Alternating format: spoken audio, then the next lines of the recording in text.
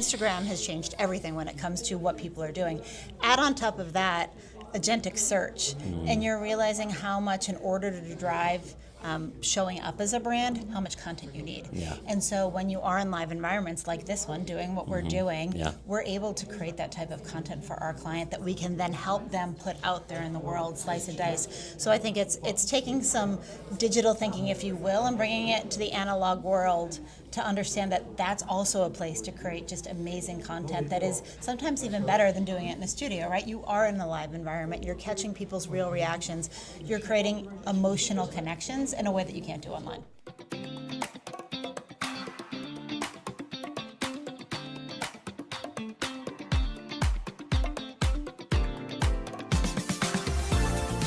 How's it going, everybody? Welcome back to another edition of the Ad Podcast. We are here with Melissa Levy, who is the president of Sparks, one of the world's largest experiential agencies. Probably doing a few things here at Possible, I would suspect. Yes, lots of things. Let's go. Would you like yeah, to, you can hold it, clip it, All right, whatever's we'll easy. Figure out what we're doing. Yeah, so Okay. tell us, I know you're recently new to the role Yes. after a long stint in the Publicis Network leading Yes. Digitas. So Yes. tell us a little bit about how things are going and what made you jump the shark from media Oh my and gosh. digital to I experiential. know it's a big change and not so big of a change. Yeah, I can imagine. Experiential is having a moment. It's always had a moment, but I think people are now finally catching on to how important it is as part of the marketing plan. yeah. And so when the opportunity came up, it sounded like a great thing to go do. I love it. Yeah. Awesome.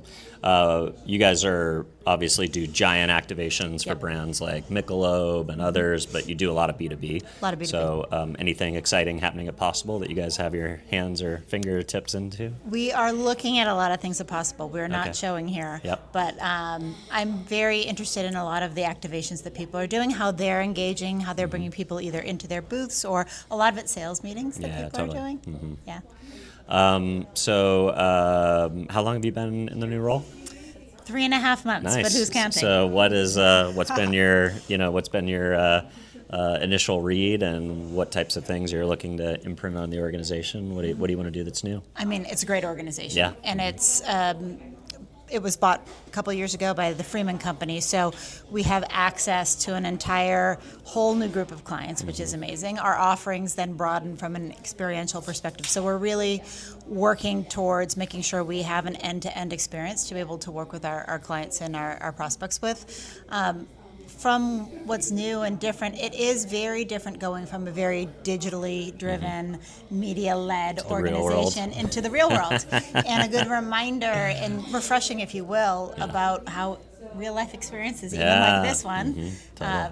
are just, they're necessary. Yeah, they're core. Yep. I think from obviously the business world, there's an event, every week to go to if you Yes. want to. And I think probably for important reason, I feel like in the business development or sales or marketing world, there's a lot of spam out there. There's a lot of people, slipping into your DMs on Yep. LinkedIn. There's a lot of spam emails being thrown around. So for business development people or salespeople who want to get in front of their target prospects, trade shows are such an amazing opportunity and something that really you can't ignore anymore. No. How are you helping your brands stand out in those moments where a lot of times there's, something like CES, which I know you guys did 7 activations at last We year, did. maybe more. There's 1 million people in Las Vegas. There are. So how do you drive people to want to touch base with that brand and take part in the experience? I mean, like you said, trade shows have been around forever, but I think they're modernizing in ways, and we're driving and leading that modernization across a couple different areas, if you will. Yeah. So we're very data-driven when it comes to understanding audiences and understanding what our clients are trying to accomplish in that space, which then drives the creative, which then drives the execution. And so when you go to CES now and you see some of the brands that we're working with, like Siemens, the footprint is just magical. It is not just anymore a box. It's not just a place where you go and get your badge scanned. It's a truly immersive 360 experience. Yeah, I love that. And you talked about data and attribution. That's always been a tough part for experiential. Obviously, Yeah. we know a human impression, dwell time, things like that Yep. are more important than seeing a banner ad or seeing Yeah. a video on the internet. But how do you measure the impact of a face-to-face impression, dwell time, engagement, touching a brand, tasting it, feeling Yeah. it? or getting an expert to give you a product demonstration. Are there ways to quantify the enhanced value of an experiential impression over a digital impression or other forms of marketing or media? We've been really starting to dig into this. So there always has been ways to measure, as you mentioned. I think it's proving out business impact has been the challenge. And we've been talking about a lot in the industry. This goes even beyond experiential when you think about how reliant we are on demand generation and the last click attribution or measuring all of those who things. gets credit? Who gets credit? There's just so much data and so much focus on that because you feel like you can measure it and drive ROI. But we've always looked at brand as well. And I think there's a resurgence again of getting back to measuring brand and measuring experiences. So, for example, we recently had a very large gaming platform that we were on site with, and we came up with a new type of measurement approach and strategy with them where we essentially combined, if you will, engagement on site as well as impressions around the show floor. So the idea that you get multiple impressions when you enter an experience, it's Yes. not one-to-one, it's not one-to-one, it's one-to-many. Essentially every different display, every product that you interact with, that's another touch point with the brand. And we did it, we went even deeper. So we worked with the client, and it's important when clients give us data because then we can use it, And you right? can share. We can share it. Yeah. And a lot of times clients are very precious with their data, as they should be. But when we were able to take not just badge scans, but work with them to get a weighted engagement model, if you will, on the different interactions, particularly in a gaming environment, you're looking at new titles, you're interacting with the games. So we can measure all of that data. You then combine it with more traditional PR, if you will, impressions and what you're getting in the experience. And then we also looked at conversion likelihood. So we essentially weighted down a lot of things, but then combined all of that data into an earned engagement value and then an earned impression value. And when we looked at it, we said, we believe we were driving $7 million in additional revenue based on that, and an additional 30 to 60 million in earned impressions. Because you can imagine at a big gaming conference, Yeah, there's a lot of social there's pictures a lot going of up. People social wanna, pictures, content, things that you don't normally measure. Yeah, To be able to UGC essentially. quantify all of that and put it together into a value for the client, they were incredibly happy. Yeah, that's really cool. Coming from Digitas, are you bringing thinking around how to turn experiential into content and production opportunities? Yes. With the idea that, people come to conferences or come to activations because they're immersive experiences, but the reality is not everybody gets to come. Yeah. And a lot of people are sitting at home either on live streams. Yep. The idea of the live conference or the live activation hasn't gone away post-COVID. It's like usually or both now. But also the opportunity to invite creators, influencers, people to your experience that are third party who can create content fast, get it out while the event's still happening, and then all the people who are searching for it, you share a voice around that event. Are you bringing that thinking to Sparks and maybe helping them with some of those channels that you're familiar with? I would say for sure, and Yeah. they had the thinking before I got there. Oh, interesting. Very cool. Because, Yeah. You think the digital invented content creation because it's a machine that needs to be fed, right?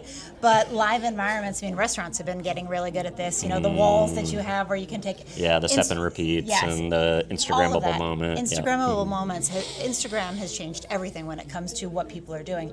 Add on top of that, agentic search, and you're realizing how much in order to drive showing up as a brand, how much content you need. Yeah. And so when you are in live environments like this one, doing what we're doing, Yeah. we're able to create that type of content for our client that we can then help them put out there in the world, slice and dice. So I think it's taking some digital thinking, if you will, and bringing it to the analog world to understand that that's also a place to create just amazing content that is sometimes even better than doing it in a studio, right? You are in a live environment, you're catching people's real reactions, you're creating emotional connections in a way that you can't do online. I love that. Next couple of years are going to be big moments for experiential. FIFA World Cup, LA 28, Yes. America 250, lots of cultural moments on the marketing calendar that are, F1 is in here in Miami next Right, week. next week. Anything exciting coming up where you're helping brands figure out how do they show up in these moments and drive culture around all these interesting things that happen in the marketing calendar each year? So we're involved with everything that you just mentioned. Wow, So we have very clients across every single one of those events, and we are partnering with FIFA as well. So Wow. we are engaged. Sports is having a moment, as we all know. You need to be involved in sports, particularly when you're looking to not only at finding audiences, but engaging with them in a meaningful way.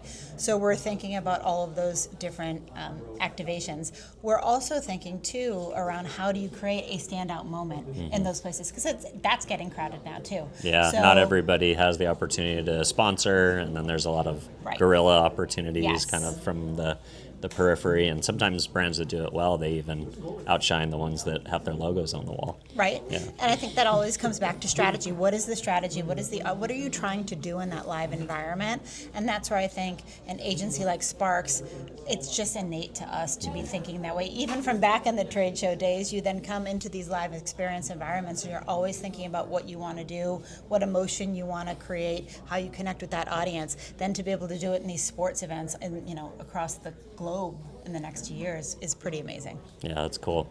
Personalization, showing up in Experiential, being able to go to a booth and getting a unique item based on some type of, you fill out a survey and then you get a unique fragrance, or you do something and then walk into a room and see a film that's custom built for you.